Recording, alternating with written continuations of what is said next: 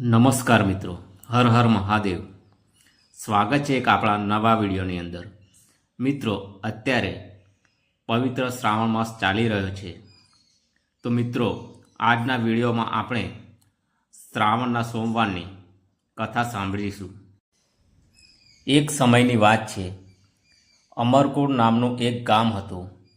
ગામની અંદર અમીર શેઠ રહેતા હતા. તેમને કોઈ સંતાન ન હતું. તે ખૂબ જ દુઃખી રહેતા હતા. સંતાન પ્રાપ્તિ માટે દરેક સોમવારે ભગવાન ભોળાનાથની પૂજા સેવા કરતા હતા. સાંજના સમયે મંદિરમાં જઈને ઘીનો દીવો સળગાવતા હતા. એની ભક્તિ જોઈને માતા પાર્વતી ખૂબ જ પ્રસન્ન થયા અને ભોળાનાથને કહેવા લાગ્યા, આ તમારો સાચો ભક્ત છે, કૃપા કરીને એની મનોકામના પૂર્ણ કરો.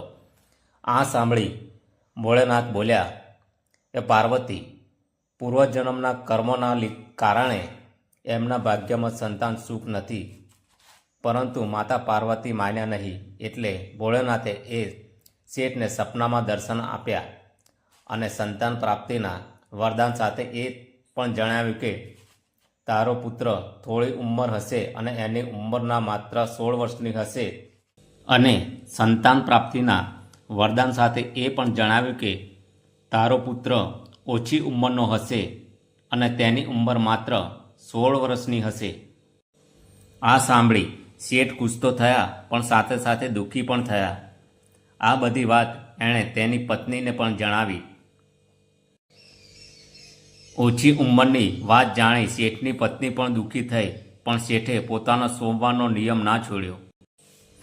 થોડા સમય પછી શેઠના ઘરે સુંદર પુત્રનો જન્મ થયો, જેનું નામ તેમણે અમર રાખ્યું. હવે અમર 11 વર્ષનો થઈ ગયો હતો. એટલા માટે શેઠે તેને તેના મામાની સાથે ભણવા માટે કાશી મોકલી દીધો. શેઠે તેને રસ્તા માટે થોડુંક ધન આપ્યું અને કહ્યું કે જ્યાં તમે રાત્રિ રોકાણ કરો ત્યાં યજ્ઞ વગેરે કરી બ્રાહ્મણને ભોજન કરાવજો. અમર તેના મામા સાથે યાત્રા પર નીકળી ગયો. રસ્તામાં તો એક રાજ્યમાં પહોંચ્યા જ્યાં રાજકુમારીનું લગ્ન થઈ રહ્યું હતું. પરંતુ જે રાજકુમાર સાથે તેનું લગ્ન થવાનું હતું તે અચાનક કોઈ કારણથી એક આંખે આંધળો થઈ ગયો. એ વાત કોઈ જાણે નહીં. તે માટે રાજકુમારના પિતાએ અમરને રાજકુમારની જગ્યાએ બેસવા માટે વિનંતી કરી. અમરે તેમની વિનંતી સ્વીકારી લીધી અને રાજકુમારી ચંદ્રિકા જોડે લગ્ન કરી લીધા. વિદાયના સમયે અમરે રાજકુમારી ચંદ્રિકાને બધી જ વાત જણાવી અને તેના પિતાને ઘરે મૂકીને કાશી બાજુ જવા નીકળી ગયા. જ્યારે અમર 16 વર્ષનો થઈ ગયો ત્યારે તેમણે એક યજ્ઞનું આયોજન કર્યું અને યજ્ઞ પછી બ્રાહ્મણોને ભોજન કરાવ્યું અને અનાજ અને કપડાનું દાન પણ કર્યું. એ જ રાત્રે અમર ઊંઘમાં જ મૃત્યુ પામ્યો. એના મામા જોર જોરથી રડવા લાગ્યા. એમનો આક્રંદ સાંભળીને ભોળેનાથ અને માતા પાર્વતી ત્યાં આવી પહોંચ્યા. અમરના મામાનો વિલાપ જોઈને માતા પાર્વતી બોલ્યા, હે પ્રભુ, આ વ્યક્તિની પીડા દૂર કરો. ત્યારે ભોળેનાથ બોલ્યા, હે પાર્વતી, આ તે શેઠનો દીકરો છે જેને 16 વર્ષ સુધી જીવવાનું વરદાન મળ્યું હતું. વરદાન મળવાથી અમર જીવતો થઈ ગયો. સ્વસ્થ થઈને તે તેના નગર બાજુ પાછો જવા માટે નીકળી ગયો. ત્યારે રસ્તામાં તે રાજકુમારી ચંદ્રિકા પાસે પહોંચી ગયો.